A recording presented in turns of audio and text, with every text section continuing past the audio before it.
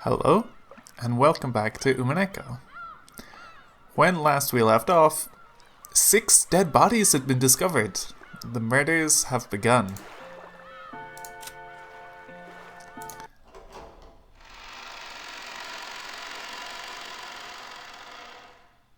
People didn't take the immediate event very well, so let's see how they're recovering from this traumatic experience.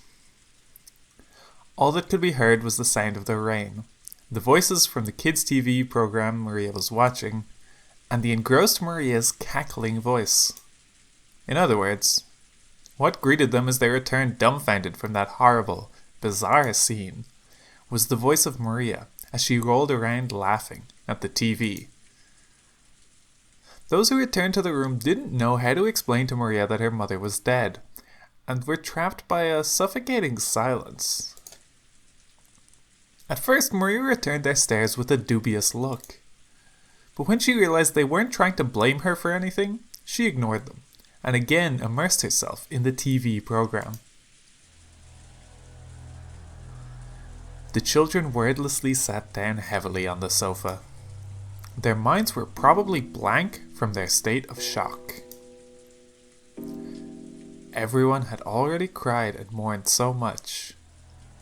But now they just vaguely sat there, their faces seeming to have lost all emotion. Only Cannon had returned to his usual calm expression.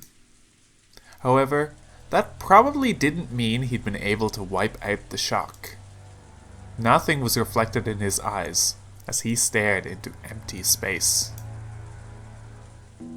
Higurashi kept on fidgeting, and every time he remembered that horrible scene, he started muttering about how he couldn't believe it, how it couldn't have been something from this world, how it must have been the work of demons. Every now and then, his mutterings produced a question directed at Nanjo. But the latter kept repeating in a calm, doctor-like manner that nothing could be understood by only glancing at the scene. And that until the police arrived, they wouldn't learn anything. However, Nanjo only appeared calm next to Hideyoshi, who simply couldn't suppress his agitation and fear. In fact, Nanjo had also received a huge shock, and his face was a deathly pale. Maybe that atmosphere was why she tried to rise to the challenge and take charge. Natsuhi appeared to be unchanged from her normal attitude, and she briskly gave directions. "I will go see father. Genji, quickly contact the police." "Certainly." "I wonder if you would allow me to tag along, Natsuhi-Nisan. Since Kraus-Nisan is now gone, the task of aiding father has been left to me. It would be improper of me to relax here while relying entirely on you." Natsuhi was struck speechless by Ava's aggressive move in a situation like this. She seemed to be claiming that, with Kraus dead, the one to take responsibility shouldn't be his wife, but herself, the next highly ranked in the family. Or maybe she hadn't been at all happy when Natsuhi took command without reference to her in such an extreme situation. However, even Ava's mind had been blank from shock until a moment ago. She only came to her senses after Natsuhi started giving orders. "Just do as you like." Natsuhi started walking without saying a word more. Ava followed behind her. As they did, Kumasawa ran into the parlor. She usually wasn't the kind of person to run around, so under normal conditions, most people would have taken her entrance as sign that something was the matter. But because everyone was still stricken with shock, they hardly even noticed her.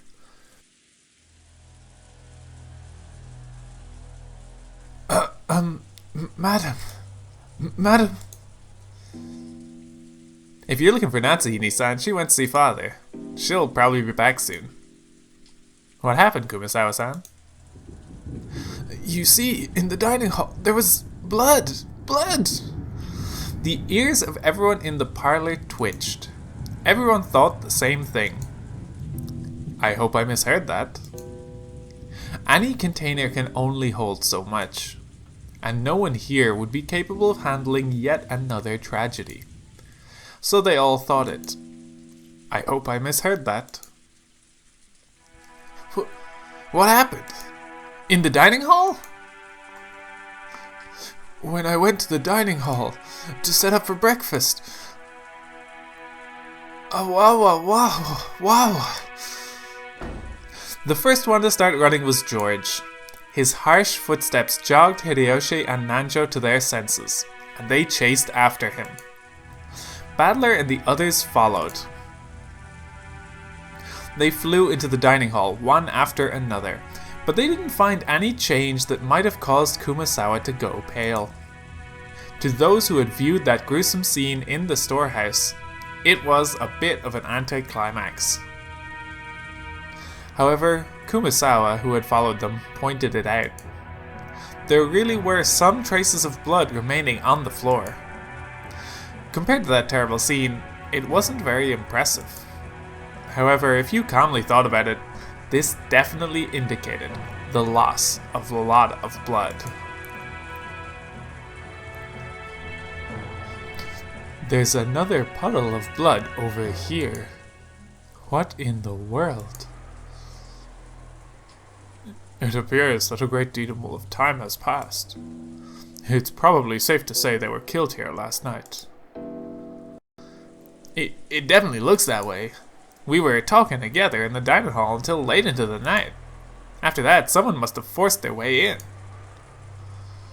Dad, when did you and Mom slip out of the meeting and go to sleep? It was a little past midnight. So, we should probably assume it happened after that. Are you kidding me? Give me a break. Milady, please stay strong. Hehehe. After seeing that hell on earth in the storehouse, this is nothing. Really? Good for you. I feel like my head's gonna explode. This is the dining hall, right? Every day this is where I'd eat, complain about school, complain about homework, talk to my dad about my grades. That's what this place is to me. Milady, it wouldn't be good to remain here any longer. Let's return to the parlor. I agree. Uncle Hideyoshi, I think this room will be really important to the police. Don't you think it'd be bad if we trampled all over it? Battler proposed this in a slightly firm voice as, along with Cannon, he grabbed the pale and shaking Jessica's shoulders. Everything is just as Battler has said. There is nothing more to be gained from remaining in this room. Nanjo spoke while looking at everyone's pale faces. Even though that horrible scene in the storehouse felt like something not of this world, at least then we'd be able to leave, to cut ourselves off from that place, and run away. Everyone had shared in that feeling. However, this dining hall was different. It was in the mansion, the main building on this estate. And as Jessica had said, it should have been one of the most calming places, even inside the mansion. It was where all of the relatives had eaten lunch and dinner yesterday. The shock of seeing this place smeared with blood reminded us of that horrible spectacle in the storehouse, and forced us to accept that we hadn't really been able to run away from the scene of that tragedy. I agree too. The culprit might have left traces in this room. Amateurs like us shouldn't stir the place up. Let's leave, quickly. Quickly! Hideyoshi also understood the meaning of what Battler had said, and pushed everyone to hurry out of the dining hall. The way we were then, looking at that blood any longer, would have been too harsh. Nobody went against his words. Everyone raced each other out of the dining hall. It was almost as though the last person in the room would be trapped in there, all alone.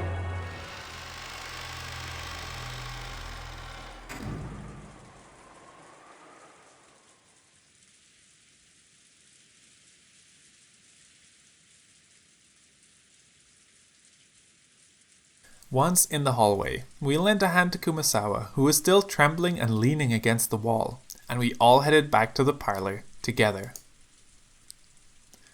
Then Genji returned. Oops. Oh, Genji-san. Were you able to contact the police? As to that, I'm afraid I must apologize.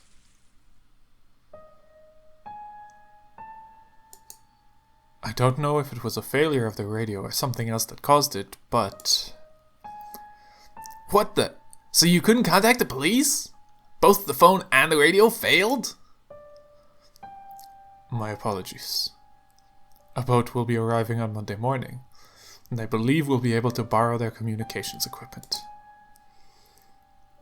Isn't there a boat on this island? Can't we just take a little trip out to the Nijima Police Department?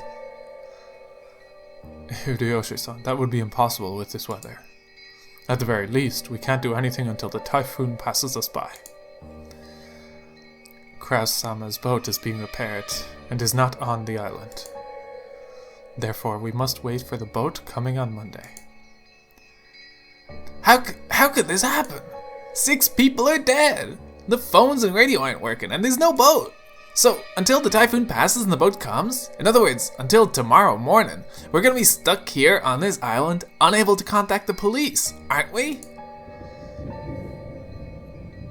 Which means that, not just us, but the criminal who killed everyone is also confined to this island. That certainly follows. The culprit who killed everyone is still here, on the island. So the bastard who killed Dad and the others must still be hiding somewhere, unable to escape. Damn it! Damn it! Damn it! Damn it! I'll catch that bastard, no way I'll hand him over to the police. I'll slice him to bits myself! Ah! Maria had finally realized that something odd was happening in the parlor. Rather than noticing something odd, it was probably better to say she felt unhappy and neglected, since everyone was getting so excited about something only she didn't know about. Ooh? Jessica Oni-chan, did someone die? The way she spoke was completely calm, just as though she was talking about someone who had appeared on a television drama, as though it was someone else's problem. Jessica probably didn't like that. As though trying to say, "Can't you tell just by looking at me, overwhelmed with grief?" she flared up at Maria. They all died! Everyone! My dad, Badley's parents, Goda-san, and Shannon, and even your mother too! Stop it, Jessica-chan. You aren't the only one who's sad. Maria-san, I know this will come as a shock, but please listen. Your mother has died. Mama died? Who? Yeah, someone killed her. I know it's sad, but stay strong. How many people died?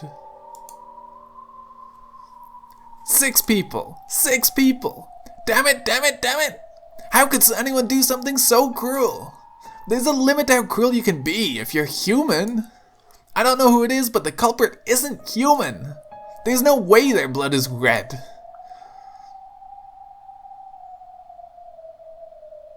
Ooh? The culprit isn't human. It's just the chosen by the... Huh? Hey, Maria.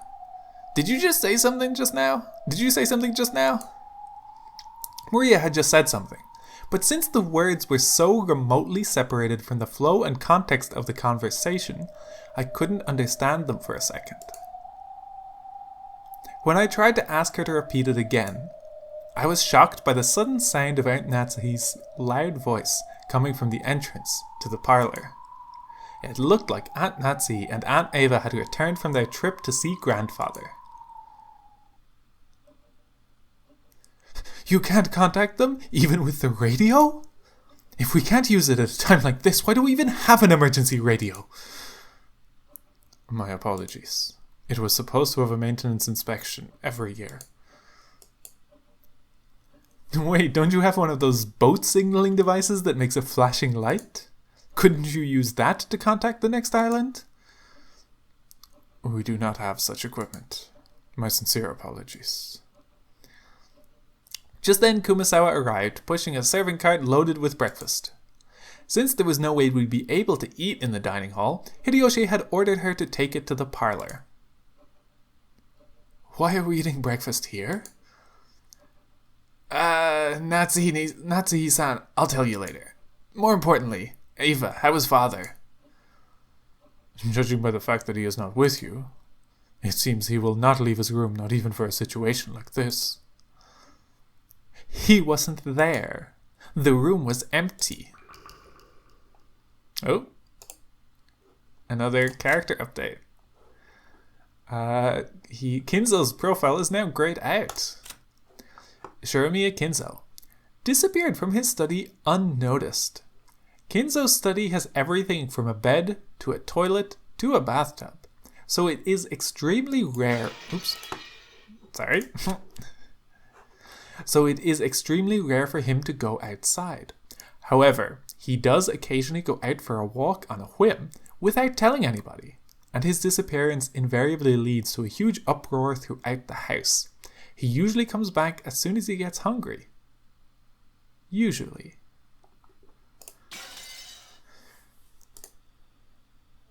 What the? Where could he have gone at a time like this? Do you mean to say the master has left his study? That is correct. I was surprised myself. I wonder when he left his room. Do any of you have an idea? Natsuhi looked at Genji and Kanon as she said this. Maybe she was trying to ask whether the servants who served directly under the one-winged eagle knew of a place he might go. However, it was probably the other way around. Their faces made it clear that those who knew Kinzo best realized even more than the rest how impossible it was for him to leave his room. Even we have no idea. As you all know, within that study, the master had everything from a place to sleep to a bathroom. I couldn't imagine him leaving that room, except for a significant reason. In that case, what? Isn't it natural to assume that one of those significant reasons came up? We still cannot be certain that's the case. Anyway, he is a fickle person, so it's possible he went for a walk by himself, unaware of the current situation. If that is the case, then we must act in all haste to tell him what has happened and ask for instructions. That's right. Although I don't want to think about it, it's possible something has happened to him, isn't it? I'd rather not even consider such a sinister possibility. No one had seen Kinzo since the discovery of those 6 terrible corpses.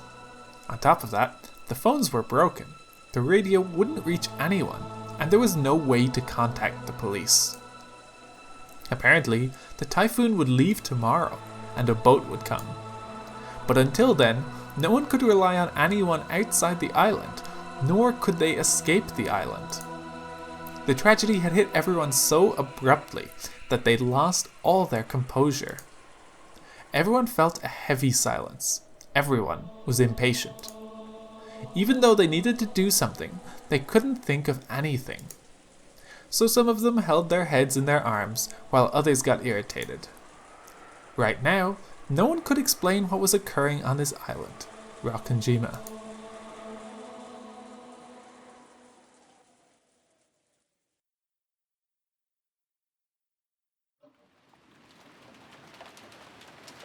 After that, we ate the breakfast Kumasawa-san had made, which felt dry and tasteless.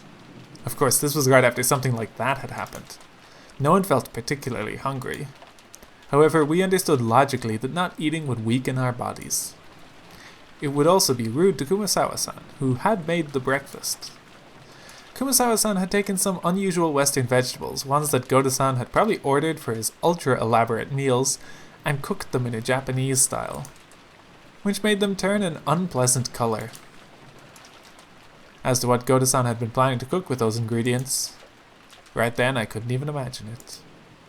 If I did think about it, I'd be reminded of the way Goda-san died, and a sour taste would fill the inside of my mouth. Everyone pretended to eat for the time being, but of course, no one made much progress. Then, we began pooling our knowledge of our current situation. First off, 6 people, which included Uncle Kraus, my dad, Kirie-san, Aunt Rosa, Goda-san, and Shannon-chan, had been found in the Rose Garden storehouse as brutally mutilated corpses. And yet, we still couldn't contact the police, since both the phones and the radio were unusable. So until the typhoon passed, there was nothing we could do. Furthermore, Grandfather, who we might have hoped would be able to show a little leadership in this kind of a situation, had disappeared some time ago. Goda-san hadn't made breakfast, so Grandfather's stomach must have been empty. And if he had just been taking a casual walk, we should have been able to hear him whining about how hungry he was by now. And despite that, he hadn't appeared. There was more than a small chance that he'd gotten caught up in this crime. According to my aunts, on their way back from Kinzo's study, they'd searched for him, calling out on every floor, but were unable to find him. Considering the timing of it all, it's only reasonable to assume that this disappearance had something to do with the crime. We figured Dad and the rest were probably killed in the dining hall and then painstakingly moved to the storehouse. So maybe Grandfather has already been killed and dragged to some strange place, which we simply haven't discovered yet. No one actually said it out loud, but this theory seemed extremely convincing. We will go check that all of the windows and doors are locked. We must also conduct a thorough search for Father. The children must remain in this room. Eva-san and Higurashi-san, I'm sorry, but please stay here with the children. I'd like to ask you the same, Dr. Nanjo. I understand. I will wait here. Aunt Natsu followed the servants, Genji-san, Kumasawa-san, and Kanon-kun, out of the parlor. All that was left was Aunt Eva, Uncle Hideyoshi, Dr. Nanjo, and the 4 of us children. A total of 7 people. Let's all stick together and maybe watch some television while we wait. Though I doubt we'll find anything good in the middle of the day on a Sunday.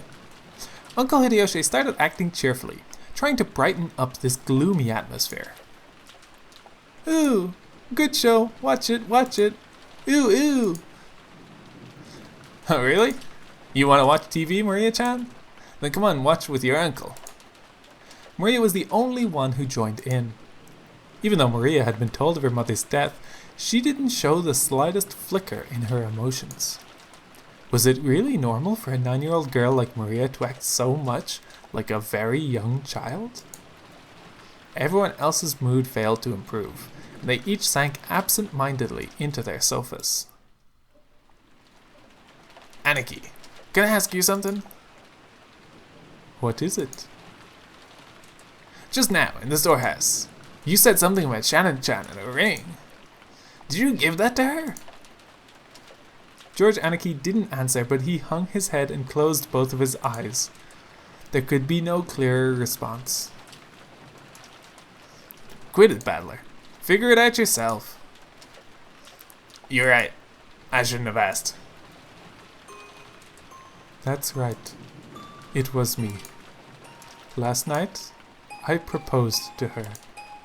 That was when I gave her the ring. I told her that tomorrow, she should put it on whatever finger she wanted as her answer. Ha ha. Guess it was a pretty pretentious thing to say. And that ring had been on the ring finger of Shannon-chan's left hand. Well, several years ago, Shannon came to me asking for advice. About you, George-san. I wonder what she could have said. Shannon was always really bad at lying. It was obvious pretty quickly that you were the one she was talking about. She asked whether it would be okay for her to get close to someone, even though she was only a servant. She asked about what kinds of things boys like, what kind of clothes she should wear to make them happy. Lots of stuff like that. Well, I guess you could say I felt envious hearing her say that.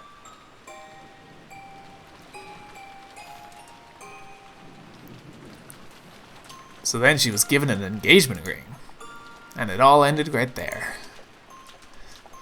Different people value things differently, but being proposed to by a man, well, it can be the high point of your life.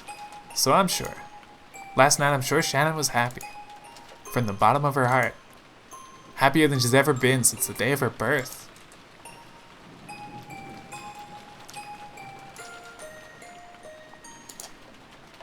George Anarchy sighed deeply, without raising his head.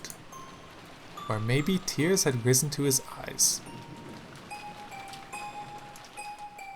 It seems Shannon was on duty in the guest house last night. But because she was too embarrassed to go back to the guest house with me, she went over to the mansion. Think about how Shannon must have felt. When you receive an engagement ring, then no matter how much warning you've been given beforehand, it's perfectly normal to get so excited that your mind goes blank. She must have been incredibly embarrassed. And then Shannon went to the match, even though she hadn't been assigned there, helped Goda-san with his work, and got caught up in this crime. If only I hadn't given her that ring on that day, in that place, Shannon wouldn't have, Seo wouldn't have been caught up in that crime. Yeah. Anarchy. That's the one place where you're wrong. It's definitely wrong. So don't cry anymore.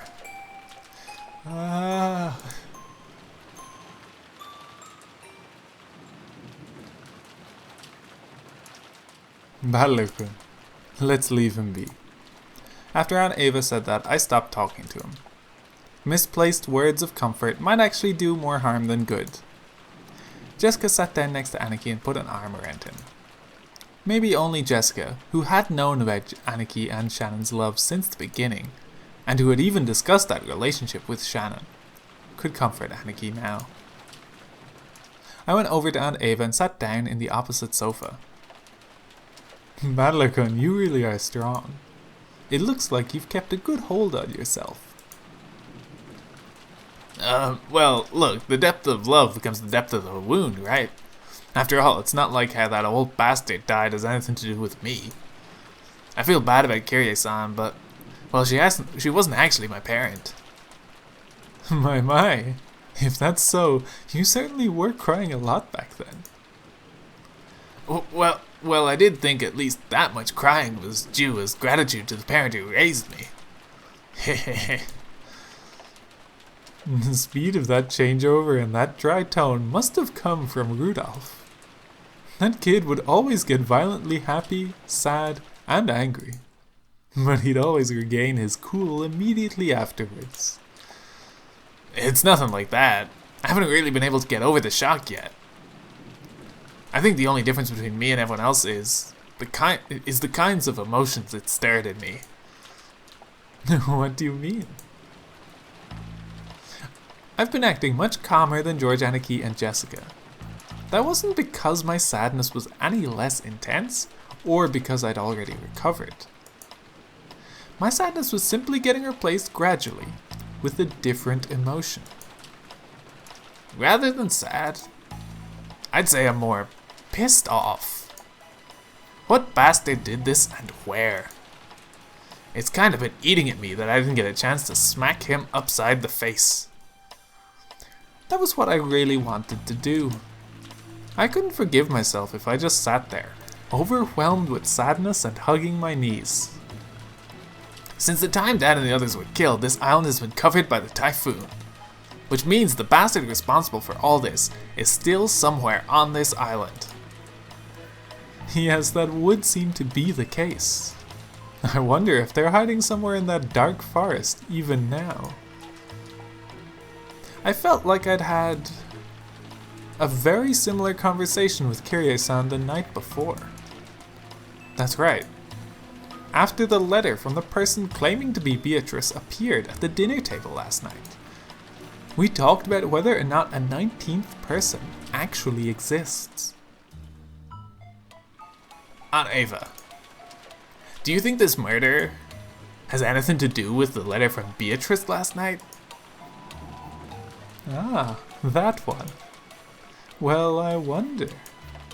All of the siblings agreed that the mysterious letter was sent to further complicate the problem of father's inheritance.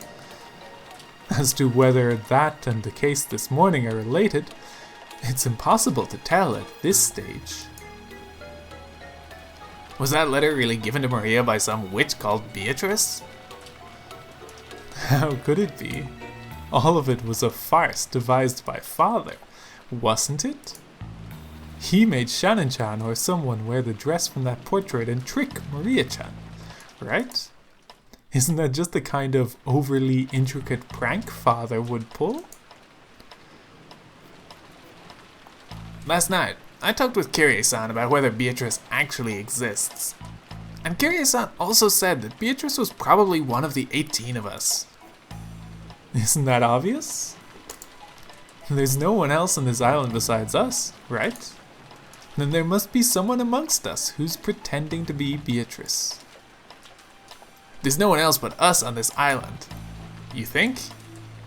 Obviously, right? Are you saying there could be someone else here other than us?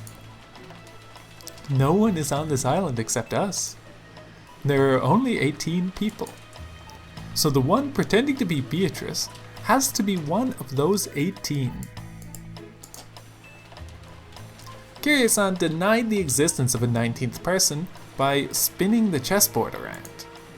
Even though Aunt Ava hadn't constructed an argument that complicated, her opinion at least was the same. Except, if that's the case, our situation starts to look very ugly. At the time of Beatrice's letter, the whole thing could be passed off as a prank set up by someone or another. However, if we're assuming that there's no 19th person, we can't ignore this anymore. In other words, if there's no 19th person, then the culprit who killed Dad and the others is also one of the 18, right? So in other words, the person who killed them is one of the people inside this very mansion right now. Aunt Ava smiled meaningfully. It looked like she thought this conclusion should have been obvious from the very beginning. The culprit carried the bodies of those 6 into the storehouse. But even that was an impressive feat, don't you think? The shutter is always closed and locked, right? In other words, in order to carry them into the storehouse, the culprit would need to unlock the shutter. Understand? Is it possible the shutter was left open by mistake that day? The servants said it's always kept locked. In other words, unless the culprit took the keys from the servant room, there's no way they could have opened the storehouse. I wonder if the key in the servant room was the only one. Genji-san said that was the case, which means the culprit knew where that single key was kept and took it. Just now, I watched when Canon-kun returned the key to the servant room.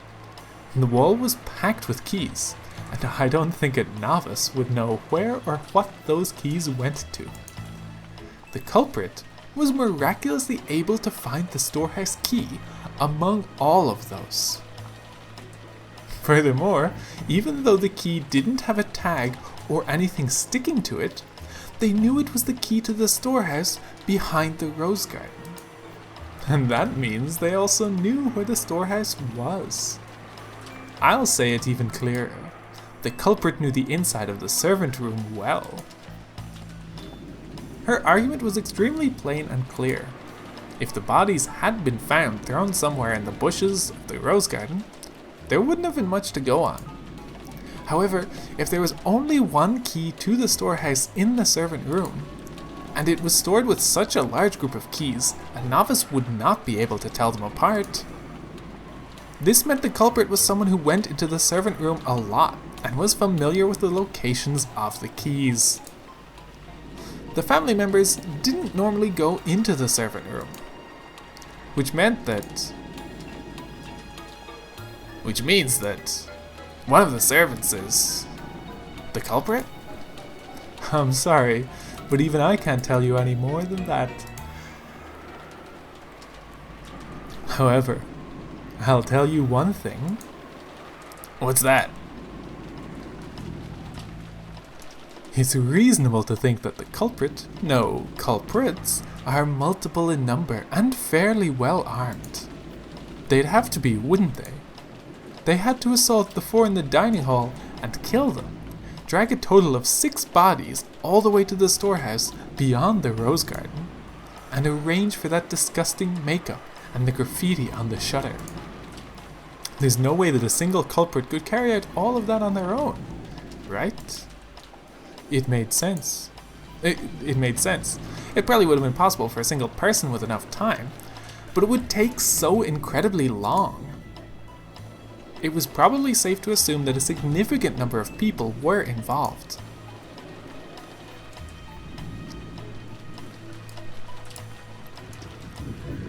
Whew. So what you're saying is that maybe all of the servants were in cahoots?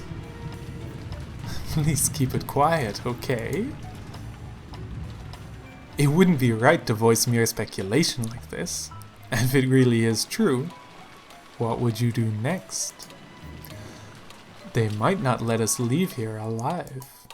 This is an opponent who had no trouble killing Nissan and the 3 others. Right now, the only ones I can count on to fight with me are the 3 in my family, and maybe you, which comes to a total of 4 people, right? We're no better off than they were last night. In short, it'd be easy for the culprits to massacre the rest of us. I'd been playing detective with Aunt Ava, trying to expose the person who had killed Dad and the rest before the police did. If only I could cleverly penetrate the culprit's identity and stick the proof in their face. I'd been so sure that, just like in one of those detective movies, the culprit would then give up and surrender. However, the culprit would only surrender if there was no way for them to fight back. The culprits behind the crime on this island were far from helpless, and might even be able to massacre all of the remaining people here. And on top of that, this island was like a giant closed room, cut off from the outside world by the typhoon. So they had a full day, until tomorrow, to kill, scheme, and camouflage themselves. In short, it wasn't a safe atmosphere, where we could get very far by playing detective. To the contrary, we were at a stage where we had to be scared stiff, since playing detective might displease the culprits, and cause them to commit another mass murder. Well, it is just a possibility, right? But I can't bring myself to trust the servants yet. And that doesn't mean I only suspect them. Don't you think there might be some mastermind behind all this? A mastermind? Why do you say that? It's just a feeling. Think about what the word servant literally means. It means someone who serves as someone else's arms and legs, right? It was a bunch of us Ashura family members who got killed. So naturally, there must be someone involved who stands to gain from that result. This was also plain and clear. The Ashura family had been right in the middle of discussions about how to distribute the inheritance when grandfather died. If this case followed the standard form of any classic mystery novel, the crime was definitely caused by someone with ties to the Ashura family, and who was involved in the inheritance problem. Aunt Ava had probably read a few books in that genre herself. Her argument may have had a few blind assumptions in it, but it was a standard conclusion that anyone might have reached. I think most people would end up suspecting the servants, even if they used different reasoning to get there. Especially the story about the key to the shutter. That made it very easy to suspect that one of the servants was involved. And that's why I don't like it. What do you mean you don't like it? Nah, just talking to myself. I tried to dodge her question by joking, but I couldn't erase the sense of unease welling up inside me. After all, her conclusion was such an easy one to reach. A conclusion that anyone could reach. And I just couldn't be satisfied with that. If I tried spinning the chessboard around like I'd learned from Kyrie-san, this was exactly why a servant couldn't possibly be the culprit. If the servants really were the culprits, they wouldn't hide the bodies in a place connected to themselves. Why on earth would they use the Rose Garden shed if they were the ones in charge of the key that could unlock it? The police would probably immediately pursue whoever had been in control of the key. It was even possible that some other facts might come to light as a result. The more we think of the servants as the culprits, the less reason they had to carry the bodies into the storehouse. But what if they knew we'd think that, and put the corpses in the storehouse for that very reason? No, that's completely impossible. When the police come and inspect the scene of the crime, they'll probably be able to uncover many things. No matter how carefully the culprits carried out that murder, some traces will definitely be found. In other words, they had everything to lose and nothing to gain.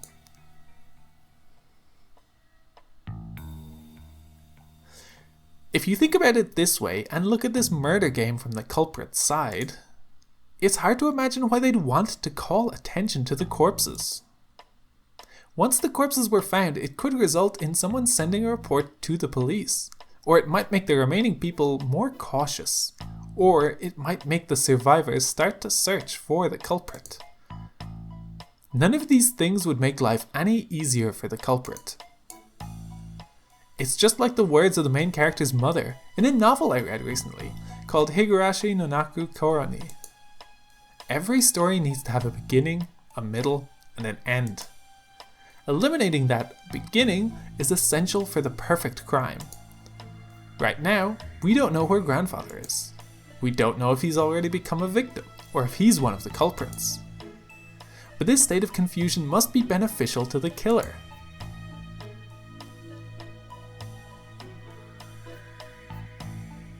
The culprit has absolutely nothing to gain by showing us the bodies in such an obvious way and making us all realize there's been a murder.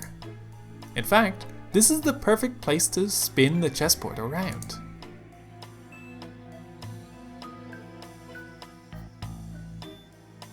In other words, showing us the corpses in such a flashy way must be the culprit's goal, in and of itself. So at the very least, to the culprit, the appearance of 6 corpses there meant more than the death themselves. In other words, the culprit wanted this murder on display. To whom? To us. This is a message. The culprit's trying to shove something in our faces. I don't know what it is. At this point in time, this vulgar mass murder isn't making me feel anything except a malice directed towards all of us. Malice towards all of us. Is it?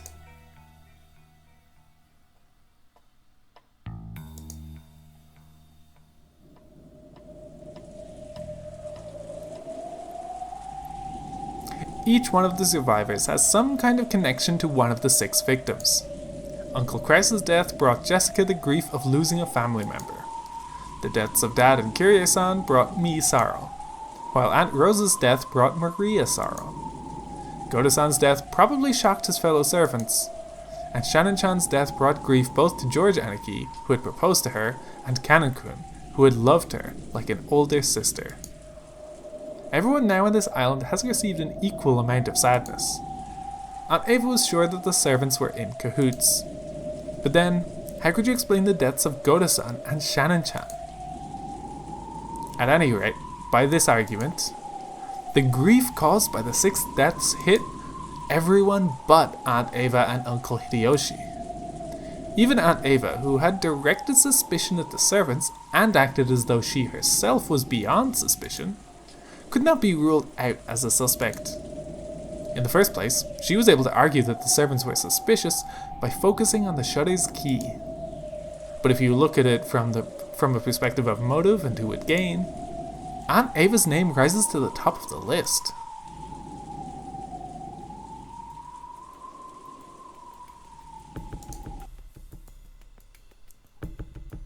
I know what you're thinking, Battler-kun. Huh? Oh no. Please don't tell anybody about how my head's so full of obscene stuff. I'm the one who's going to gain the most from these murders. Since I'm going to be suspected anyway, I may as well get it out in the open. I tried to dodge the issue by joking around, but apparently it didn't work. The inheritance will be divided into as many parts as there are siblings. But right now, I'm the only one of the 4 left. All of the assets of the Ashuramiya family will become mine.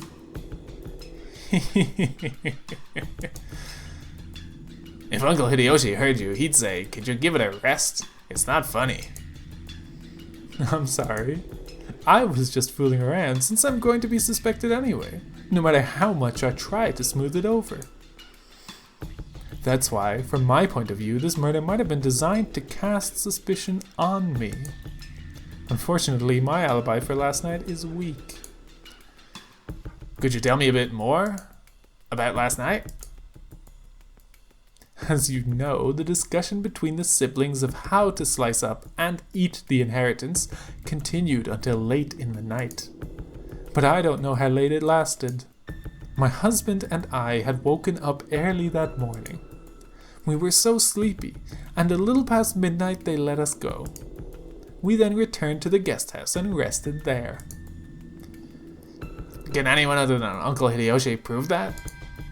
No, wait. It's not like I suspect you or anything, okay? Oh, are you sure about that? I don't know if it counts as proof, but when we returned to the guest house, we were greeted by Genji-san, who asked if we needed a towel. I think that should be enough to prove we returned to the guest house a little after midnight.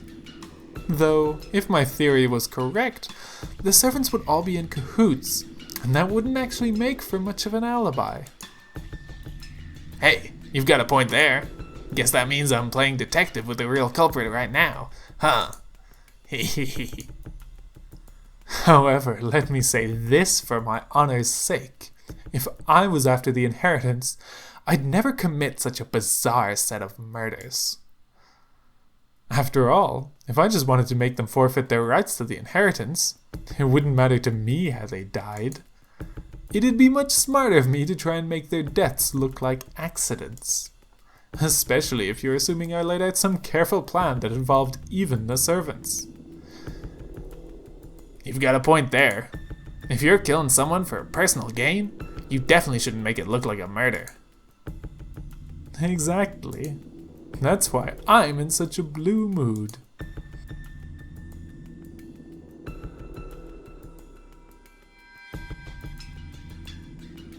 The police will probably treat me like the mastermind and investigate all kinds of things. Not fun at all. Aunt Ava shrugged with a bitter smile. It was just as easy to suspect Aunt Ava as it was to suspect the servants. So if we spin the chessboard around, does that make it impossible for the culprit to be her, suspicious as she is? However, if that sort of argument always works, then motive can never help us in any way.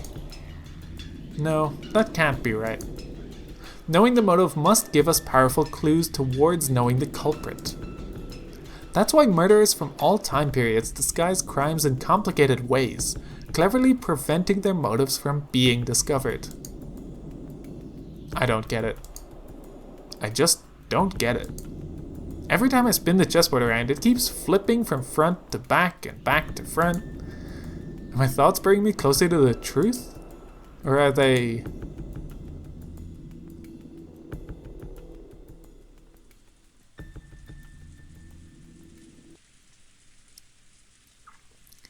Aunt Ava didn't want to talk any more than that, so I folded my arms and headed to the window to cool my head a little. As I looked over the parlour, I saw George Anarchy and the others gathered, talking. It looked like they were talking about the magic circle that had been painted onto the shutter. As Uncle Hideyoshi thought back to that time, he started drawing the shape in the margins of Maria's notebook. I see. Since Maria was second only to grandfather in knowledge of the occult, she might understand what it meant. I think it was probably something like that. There was a mark that looked like a variation of a cross. And then, surrounding the circle all around the perimeter were these closely packed strange letters on all four sides of the cross. And in the four corners there was something written. It didn't look like the alphabet or something like that. It was what they call ancient characters. And around the top of the circumference there was a small mark. 5 small circles arranged in a plus sign. And straight lines connecting them. Yeah, there was definitely something like that drawn there. Yeah, there's no mistake in the shape. I don't understand the thin characters, but the arrangement was nearly the same. Everyone was staring down at the shape, so I stared down at it too. From what I'd heard, this had been painted on the shutter to the storehouse, with some material that looked like blood. I see. This sure is unsettling. Grandfather's probably the only one who'd want to draw something this weird. Seriously, where did he go? I want to grab him and ask him what the hell this is supposed to mean. Jessica's voice contained impatience and anger. She hadn't gone so far as to say grandfather was the culprit, but she seemed sure that grandfather knew something about the culprit's background. Of course, if you were searching for a link connecting the Ashuramiya family to the occult, 10 out of 10 people would think of grandfather. Also, to a person who knew nothing of the occult, this strange mark would have no meaning. Which meant that this might have been something addressed to grandfather. That's right, and the reason the crime was shown to the survivors was so they'd find this. In that case, where had grandfather, the essential recipient of this message, disappeared off to? Does this shape ring any bells? Ew. Maria looked at the shape with a serious face. Maybe she was enthusiastic because this was her area of expertise. However, her appearance was that of someone separated from the events at hand, as though this thing hadn't been drawn on the shutter closed around her mother's corpse. My first impression was that the design resembled a German cross. Ah, it certainly does have that kind of design. Does that mean it has something to do with Germany? The German cross was originally a crest from a religious order of knights and was supposed to protect pilgrims traveling to sacred places. So in other words, this magic circle might have some religious meaning? This is starting to sound like gibberish. When I looked over at all of them preparing to jump into the discussion, something shocked me. Maria was smiling, an eerie and incomprehensible expression on her face. It was almost as if she was making fun of everyone's ignorance. It was an expression I wouldn't have dreamed to find on Maria's face. And she laughed. That eerie, jarring laugh was something I didn't want to believe was possible, even though I was looking at it right in front of my eyes.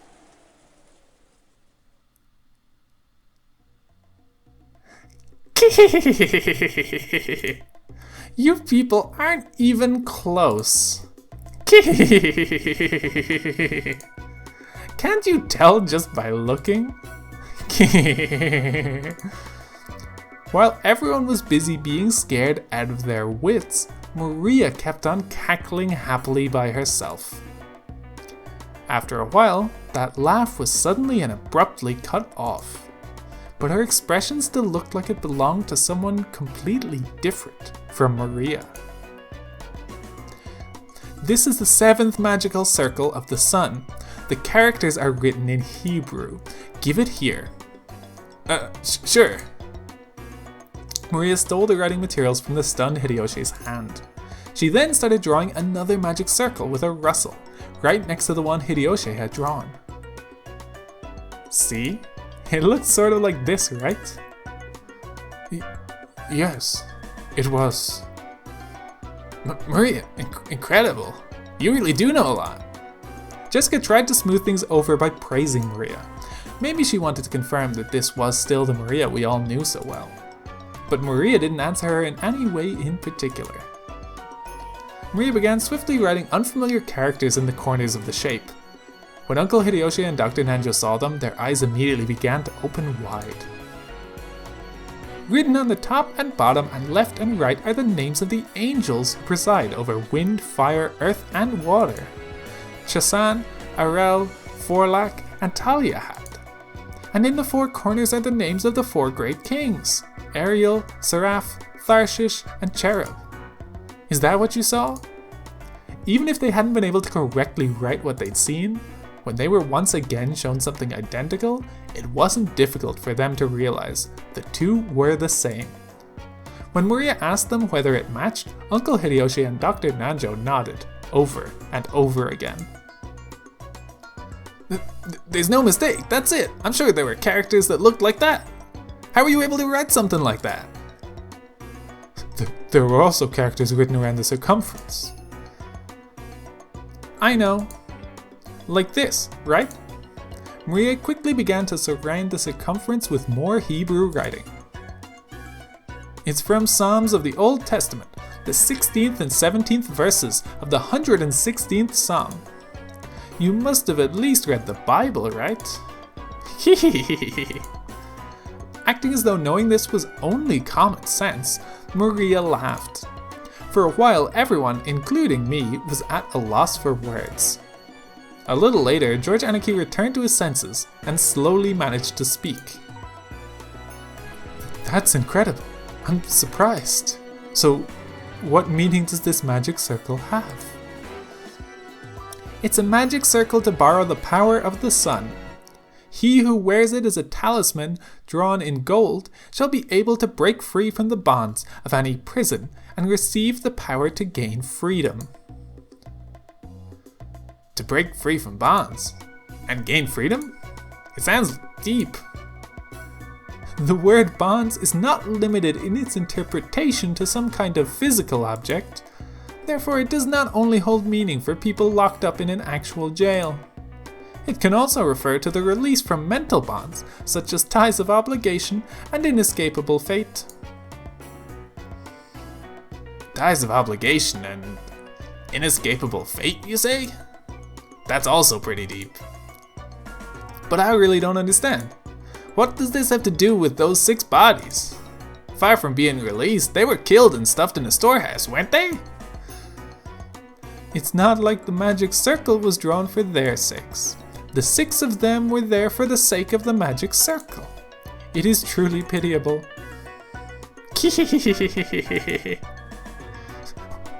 What do you mean? What in the world did you mean when you say the 6 of them were there for the sake of the magic circle? Maria lifted up her pointer finger and waggled it as if she were making fun of us. That's written around the circumference. Can't you read it? Psalms chapter 116 verses 16 and 17. I'll read it for you. The Lord has freed me from my chains. I will offer to you the sacrifice of thanksgiving and will call on the name of the Lord. See? See, you say? I've got no idea what you're talking about. You're saying they're human sacrifices? If what Maria had just read aloud was a vital part of the magic circle, then it was saying that sacrifices had to be offered in order for this magic circle to be effective. So human sacrifices had been offered inside the storehouse where the magic circle had been drawn. A heartbeat later, everyone else seemed to reach the same conclusion. Some people were shocked, and others spat out that this was insane as they punched their knees. This was starting to get incredibly disturbing, and we couldn't accept it or understand it. I don't care what kind of magic circles or curses other people believe in. I won't pick a fight with them. But did they really kill Dad and the rest as sacrifices for crap like that? I just couldn't stand that feeling. Compared to this, I preferred it when we were still disgusted by that theory about the fight over the inheritance. As I started getting pissed off with a feeling between anger and sadness, I broke from the circle everyone was in and returned once again to the window. Something had gone insane since yesterday. There was that letter from the witch Beatrice that Maria had read aloud at last night's dinner. Ever since that point, it feels like like this whole mansion and this whole island have been getting more and more firmly locked inside some kind of bizarre world. That's right. When I think back on it, that letter was an invitation from the witch. The ruler of the nighttime island had invited us inhabitants of the day into another world. The phone and the radio had been interrupted, and the island was shut off by the typhoon, so you really could call this place another world, cut off from the real one by now. Yeah, as this island is now, it's perfectly normal for a witch to send us letters, and for human sacrifices to be offered up for the sake of magic circles. So what will happen next? Will some weird people wearing goat masks start doing the Bon Festival dance or something? It's hopeless. I don't get it. The inside of my head's all screwed up, and I don't even know what to think.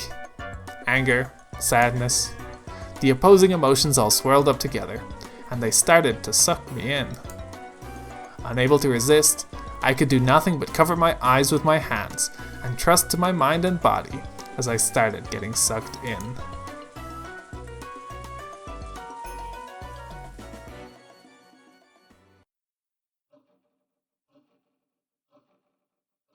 As I started losing heart, I began to recall a memory from when I was small. It was from when I was very young. I had unfortunately seen a scary occult movie on TV, and for a while, I hadn't even been able to go to the bathroom by myself. That old bastard gave an exaggerated laugh and said this. "Hey, Battler, why do you think they go to all the trouble to make movies like this about demons and the occult and such? It's because they don't exist. Something that ridiculous can't be found anywhere on the planet. Because they don't exist, people want to see them and go to a lot of effort making them. That's why those occult movies just make me laugh. If I were forced to choose, I'd say rather than the demons and monsters, this year's earnings call and angry wives are 100 million times scarier. I'll go further, okay? From my point of view, getting scared is a recreational emotion, something for people who've got room to relax both in their hearts and their lifestyles. They had so much free time they didn't know what to do with it, so in order to entertain their mind with unusual emotions, people started creating a culture with demons and the occult and stuff.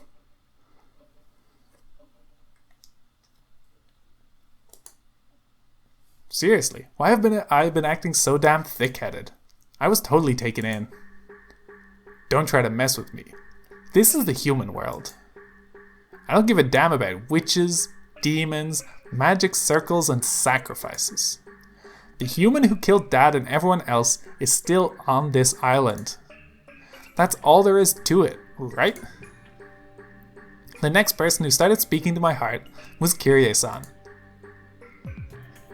You see, in both chess and shogi, when you reach the very, very last stage of the game and get closer and closer to cornering your opponent, the number of optimal moves you could possibly make gets smaller and smaller.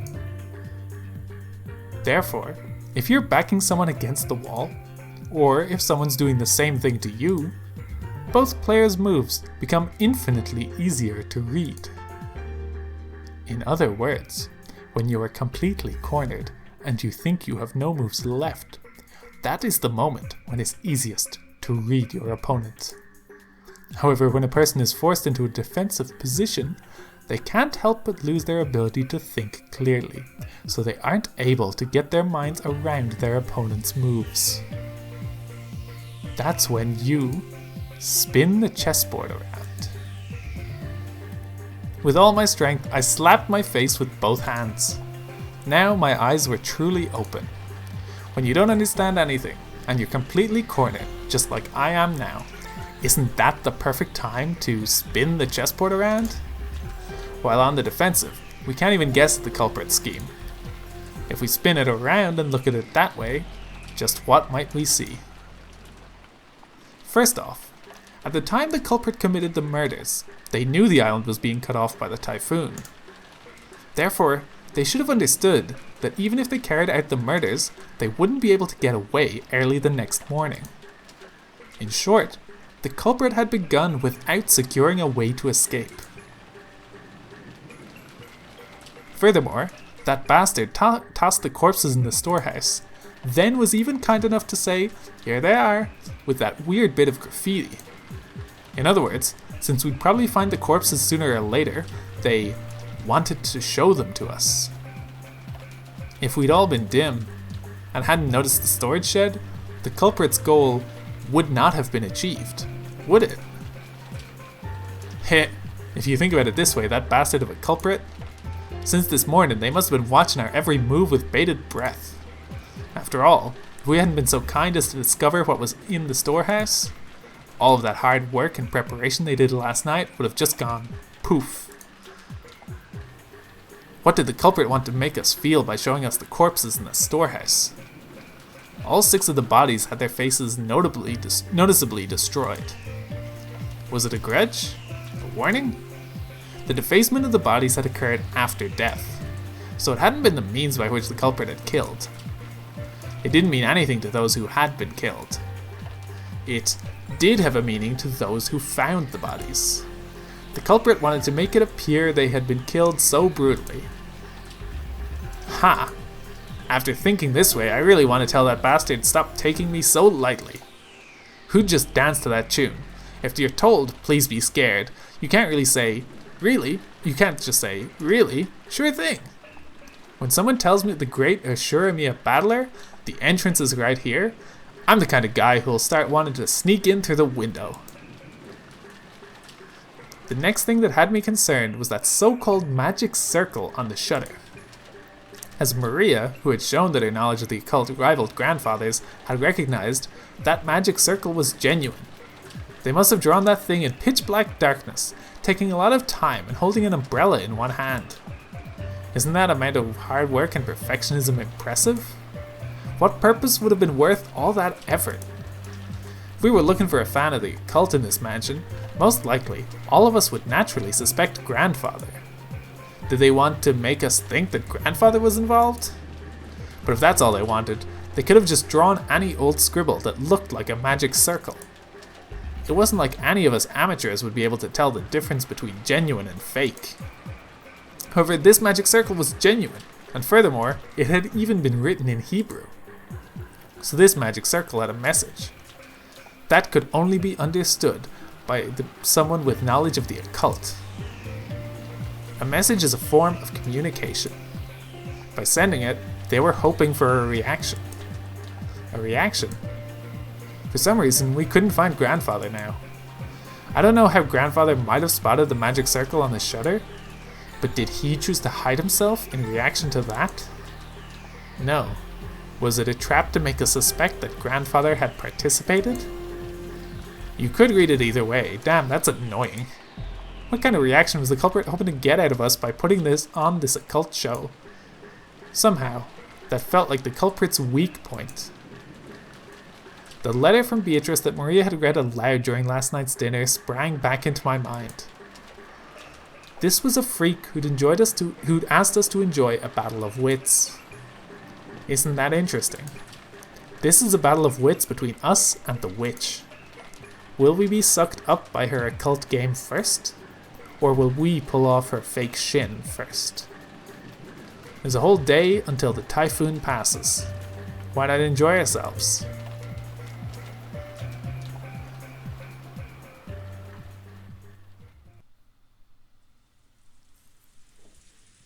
I finally noticed that the inside of the parlor had gone quiet again. Everyone had sunk into their favorite sofas. some deep in thought, some irritated, some acting depressed. Maria was once again enjoying the TV as if she'd never left it. It looked like she found the commercials more fun than the boring program, and she happily yelled, "Ooh, ooh," and giggled. I stared at each person's appearance in turn. If there isn't a 19th person, the culprit must be in this room.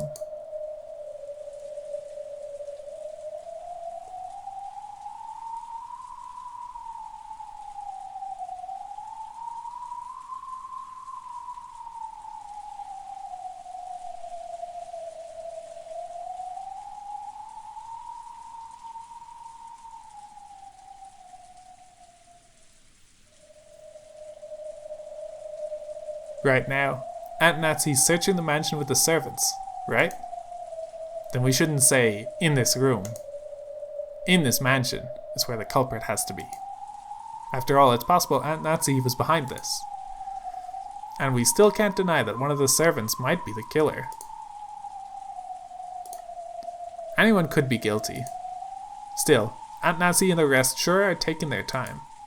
Of course, it's not a small mansion, but isn't this taking a little too long just to walk around, checking the windows and doors?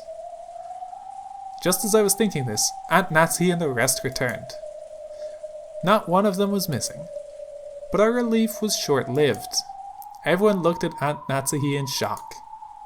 The talk I'd had with Aunt Ava started to creep back into my mind.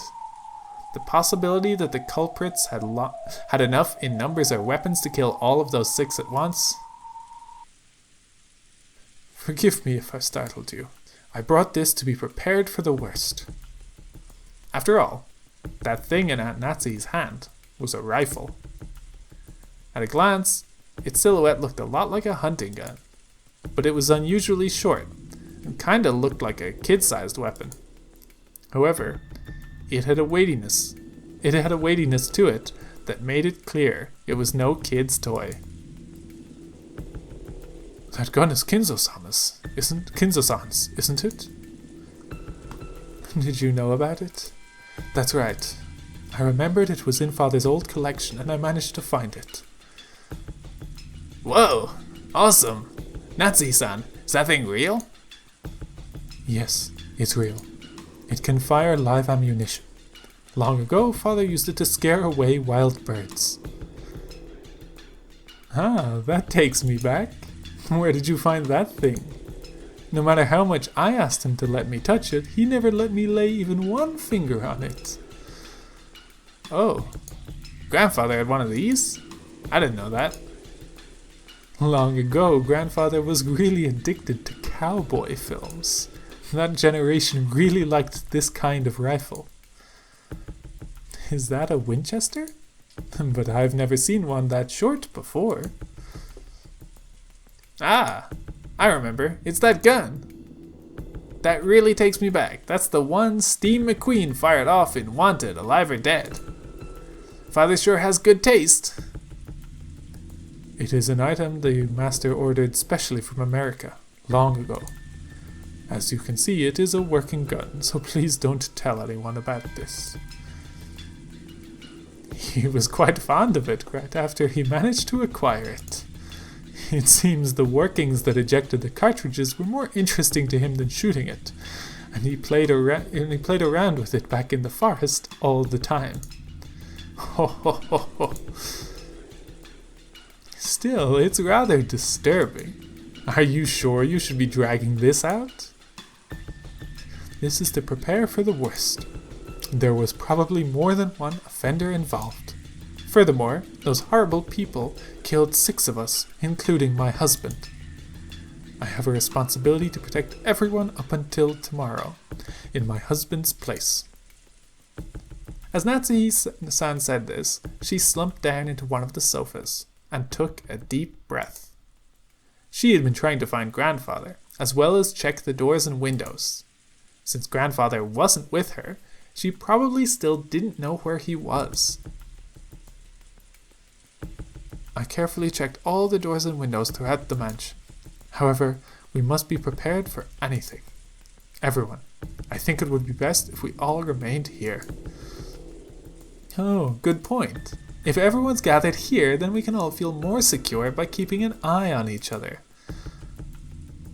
What do you mean by that, Ava-san? Nothing really. I'm just agreeing with your opinion, aren't I? There was a stormy atmosphere between the two of them. If you think about who was the most suspicious from the inheritance problem standpoint, Aunt Ava was the obvious answer. However, there was no proof that Aunt Natsuhi was innocent. No, if you view Beatrice's letter as one of Grandfather's complicated pranks, and think of this crime just as an extension of that, there's more than enough reason to suspect even Grandfather. Also, Aunt Natsuhi thought the criminal was on the outside, but Aunt Ava thought the criminal was on the inside. In short, it was the question of whether or not a 19th person exists. That same question has been repeated endlessly since last night's dinner, with the letter from the witch who called herself Beatrice. So was the culprit among us? Or not? And did the witch Beatrice exist? Or not?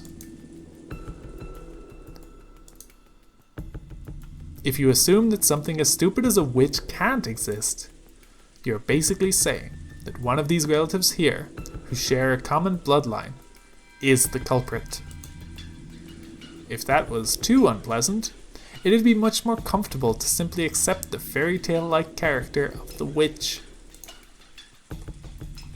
A witch? A witch drawing a bizarre magic circle and offering human sacrifices? If I could accept that rubbish, I'd be able to trust all the people in this room. However, damn common sense got in the way. It kept repeating that witches don't exist. In that case, the culprit must be among us. In the middle of the seemingly endless rain, none of us could break the silence.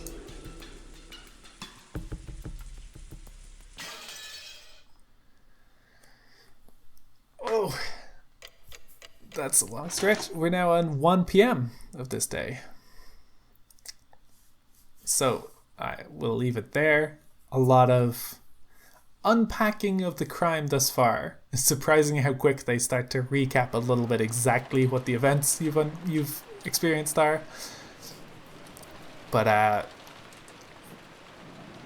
again, a little bit uncharted waters. I don't remember the series of events too precisely. So, looking forward to seeing what happens next time. Thank you for watching. See you then.